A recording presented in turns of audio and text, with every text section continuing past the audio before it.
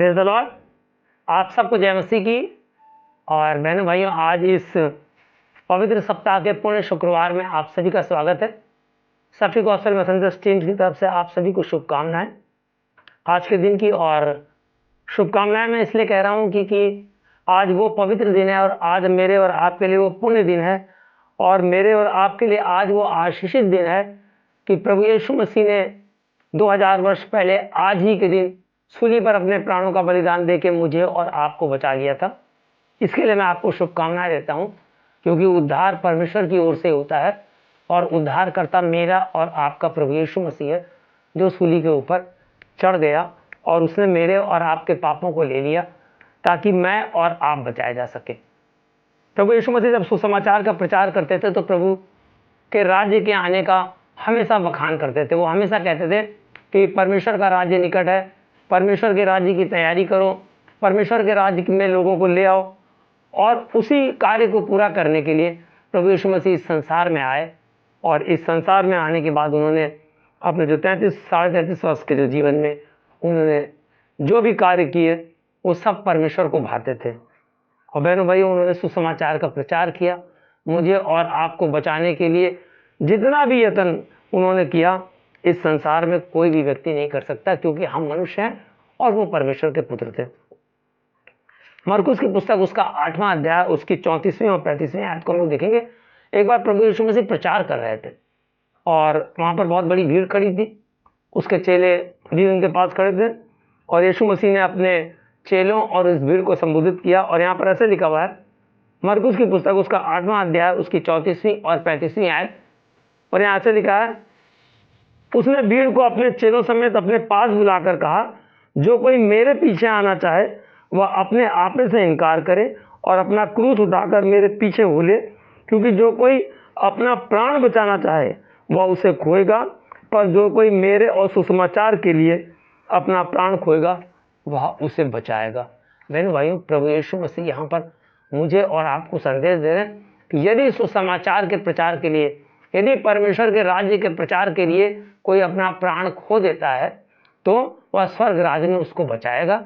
लेकिन यदि उन चीज़ों से बचने के लिए कि हमें, अगर हम प्रचार कर रहे हैं या हम प्रभु के रास्ते में चल रहे हैं, हमारे प्राणों की हानि हो जाएगी और हम ये कोशिश करेंगे नहीं, हमारा ऐसा करने से बहुत नुकसान हो जाएगा, तो हम अपने प्राणों को खो देंगे।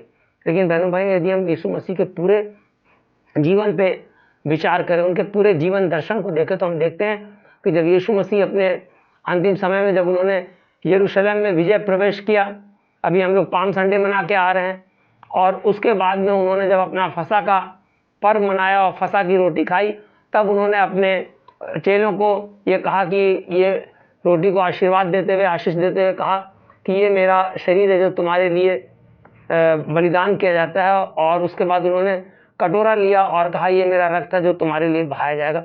और उस बलिदान को प्रभु यीशु मसीह ने पूरा किया। मैं और आप देखते हैं कि जब प्रभु यीशु मसीह अपने क्रूस के रास्ते पे, कलवरी के रास्ते पर जा रहे हैं, तो रास्ते में उनको कितने तकलीफ़ों को उठाना पड़ा। 3 बार वो क्रूस से गिर जाते हैं, क्रूस उनके ऊपर गिर जाता है और इस तरीके से कोड़े मार मार के वो सिपाही उनको ले जा रहे थे। वो पीड़ा, वो दर्द, उनका लहू लुहान चेहरा, उनका पूरा बदन जो लहू से एकदम तर-बतर था, उसको देखा नहीं जा रहा था। और हम लोग देखते हैं कि किस तरीके से एक शमौन नाम के व्यक्ति को, जो खेत से लौट रहा था, सिपाहियों ने उसको पकड़ के और ज़बरदस्ती उसके कंधे पर यीशु मसीह के क्रूस को लादा और उसको मदद करने के लिए बोला। और हम लोग देखते हैं कि प्रभु यीशु मसीह एक असहाय और किस तरीके से वो उस पीड़ा को सह रहे थे। और यरूशलेम की तमाम स्त्रियां उनके पीछे पीछे चल रही थी। उनमें उनकी माता मरियम भी थी, जो केवल उनकी ही माता नहीं बल्कि मेरी और आपकी भी माता है।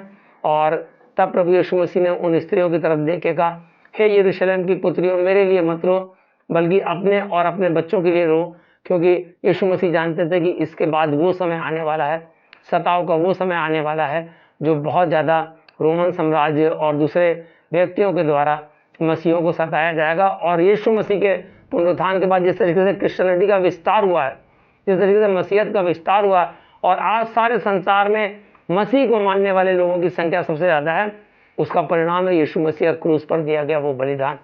और हम लोग देखते हैं जब कलवरी के क्रूस पर उनको चढ़ा दिया गया, तब प्रभु यीशु मसीह ने देखा और फिर भी उन्होंने जो है अपने पहले वचन में कहा कि हे पिता इन्हें माफ़ कर दे, क्योंकि ये नहीं जानते कि ये क्या कर रहे हैं। उस पीड़ा में भी, जब मृत्यु की पीड़ा उनके ऊपर सवार है, जब सारे संसार के पापों का बोझ उनके ऊपर है, कांटों का मुकुट है, तमाम चेहरा लहूलुहान है, उनको ठीक से दिखाई नहीं दे रहा है, लेकिन फिर भी वो मेरे और आपके पापों के क्षमा के लिए, उन यहूदियों के लिए, उन सिपाहियों के लिए जो उसको बहुत ही बर्बरता से क्रूस पर चढ़ा रहे थे, जिन्होंने हाथों में कीलें ठोकी, पसली में भारा मारा, पैरों में कीलें ठोकी, प्रभु यीशु मसीह फिर भी उनको क्षमा प्रदान कर रहे थे। आज ये गुड फ्राइडे, पुण्य शुक्रवार, मुझे और आपको क्षमा प्रदान करने का एक पर्व है। इसीलिए मैंने शुरू में कहा कि आज के दिन की मैं आपको शुभकामनाएं देता हूँ। और मैंने भाई हम देखते हैं कि यीशु मसीह के साथ 2 डाकू उनके अगल और बगल लटकाए गए थे, और उन डाकुओं ने बहुत ज़्यादा पाप किए थे, बहुत ज़्यादा हत्याएं की होंगी, बहुत ज़्यादा बलात्कार और दूसरे काम किए होंगे, ये तमाम तरह के अपराध और पापी वो थे। लेकिन फिर भी उनमें से जब वो आपस में चर्चा कर रहे थे, एक ने कहा कि प्रभु यीशु मसीह, यदि तू वास्तव में ईश्वर का पुत्र है तो मुझे और अपने आप को भी बचा। और दूसरे ने कहा नहीं, मैं विश्वास करता हूँ कि ये परमेश्वर का पुत्र है। तब प्रभु यीशु मसीह ने अपनी मृत्यु से पहले उससे कहा, आज ही तू मेरे साथ स्वर्गलोक में होगा। मैंने भाई कितनी अद्भुत बात है, कितनी आश्चर्यजनक बात है कि वो व्यक्ति जो सारा जीवन अपना पाप में बिता के आया, एक क्षण के अंदर माफी मांगने से उसका पूरा जीवन बदल गया और स्वर्ग राज्यों में स्थान हो गया उसका। ये वचन जो प्रभु यीशु मसीह ने कहा कि आज ही तू मेरे साथ स्वर्ग में होगा, ये वचन मुझे और आपको प्रेरणा देता है कि यदि हम अपने अंतिम समय में अपने पापों की क्षमा मांग लेते हैं तो स्वर्ग राज्य में मेरा और स्थान आपका एकदम पक्का है। और हम लोग देखते हैं कि तीसरे वचन में जब प्रभु यीशु मसीह ने देखा नीचे की उनकी माता जो है वो बहुत ही बेबस हैं, बहुत रो रही हैं, और एक माँ का हृदय को हम लोग जान सकते हैं, जिसका पुत्र एकदम मरने की कगार पर हो, उसके दिल पर क्या बीत रही होगी। उसके दिल पर समझ लिए तलवार से, जैसा कि शमौन ने एक बार भविष्यवाणी की थी जब यीशु मसीह को बालक के रूप में गोद में लिया था, कि इसकी वेदना से जो है तलवार तेरा कलेजा चीर देगी। वही दृश्य जो है, जो भविष्यवाणियाँ थी वो पूरी हो रही थी सलीब के ऊपर। और जब मरियम ने उनकी ओर देखा तब यीशु मसीह ने उनका एक चेला जो यूहन्ना उनके पास खड़ा था उससे कहा, ये तेरी माता है, और मरियम से कहा कि ये तेरा पुत्र है। यानी उस समय में भी, उस दर्दनाक मृत्यु की स्थिति में भी यीशु मसीह ने अपनी माँ को बेसहारा नहीं छोड़ा। ये वचन बताता है कि परमेश्वर मुझे और आपको कभी भी बेसहारा नहीं छोड़ना चाहता है। और हम लोग देखते हैं कि चौथे वचन में प्रभु यीशु मसीह ने कहा, एली एली लामा शबक्तनी, अर्थात हे मेरे परमेश्वर तूने मुझे क्यों छोड़ दिया। और हम लोग जानते हैं कि प्रभु यीशु मसीह के ऊपर सारे संसार के पापों का बोझ था, और परमेश्वर पापों से घृणा करता है, परमेश्वर पापों की तरफ नहीं देखना चाहता है। लेकिन प्रभु यीशु मसीह ने उस वचन को कह के परमेश्वर से ये हमारे लिए मांग लिया कि परमेश्वर हमें कभी भी नहीं त्यागेगा और कभी भी नहीं छोड़ेगा। उसका यही परिणाम है कि आज की तारीख में भी मैं और आप जिंदों की दुनिया में जिंदा हैं, और मसीहत बहुत ज़्यादा फैल रही। प्रभु यीशु मसीह के इसी वचन के द्वारा परमेश्वर ने मुझसे और आपसे वादा किया कि ना मैं तुम्हें कभी छोड़ूंगा, ना कभी त्यागूंगा। और बहनों भाई, हम देखते हैं कि जब प्रभु यीशु मसीह सूली के ऊपर उस दर्दनाक दृश्य को हम लोग अगर याद करें कि एक मृत्यु का दृश्य उनके ऊपर, और छान छान करके उनके लहू बह रहा है, और उस समय हम लोग देख रहे हैं कि प्रभु यीशु मसीह ने कहा कि मैं प्यासा हूँ। और बहनों भाई, हम लोग जानते हैं कि प्रभु यीशु मसीह को कोई पानी की प्यास नहीं थी। आज की तारीख में भी प्रभु यीशु मसीह को प्यास है कि किस तरीके से मेरे लोग बचाए जाएं। उस समय प्रभु यीशु मसीह चाहते थे किस तरीके से परमेश्वर के चुने लोग, इस्राएली जाति बचाई जाए। आज की तारीख में प्रभु यीशु मसीह चाहते हैं कि सारी जातियां बचाई जाएं, और वो प्यास है उनके। और उस प्यास को हम प्रचारक, तमाम पास्टर्स, तमाम कलीसियाएं बुझा सकती हैं, लोगों को परमेश्वर की ओर लाके, परमेश्वर के राज्य में उनके स्थान दिला के, उनके राज्य को उनको बता के कि प्रभु ने आपके लिए स्वर्ग में एक स्थान तैयार किया है। तब हम यीशु मसीह की उस प्यास को पूरा कर सकते हैं। कि हम लोग देखते हैं कि किस तरीके से प्रभु यीशु मसीह ने कहा कि मैं प्यासा हूँ। और छठे उसमें हम लोग देखते हैं कि परमेश्वर ने छठा अपना वचन यीशु मसीह ने कहा कि पूरा हुआ। यानी उन्होंने सारी चीज़ों को, सारे पापों को अपने ऊपर ले लिया, सारी वेदनाओं को सह लिया, अपनी माँ को, अपने चेले को दे दिया पुत्र और माँ के रूप में।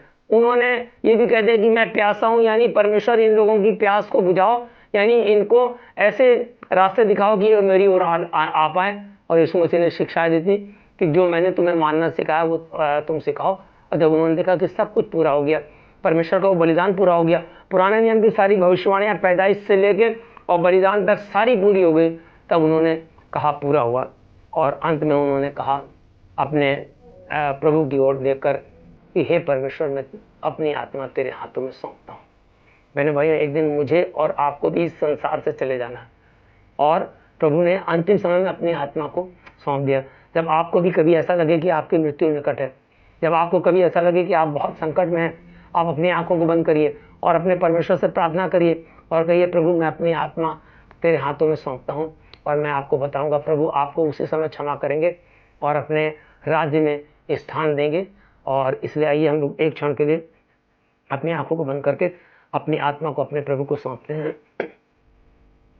हे पिता, मैं अपनी आत्मा को तेरे हाथों में सौंपता हूँ।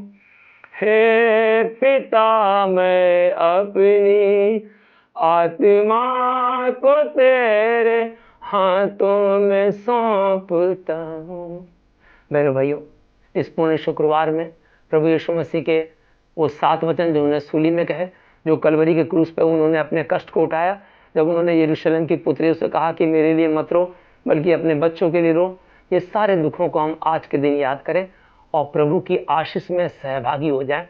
और बहनों भाइयों, ये वचन जो आज आपके बीच में शेयर कर रहा हूं मैं, ये आपके परिवार को, आपके बच्चों को, आपके मित्रों को प्रभु यीशु मसीह के उस महान बलिदान के द्वारा बहुत आशीषित करे। जय मसीह की।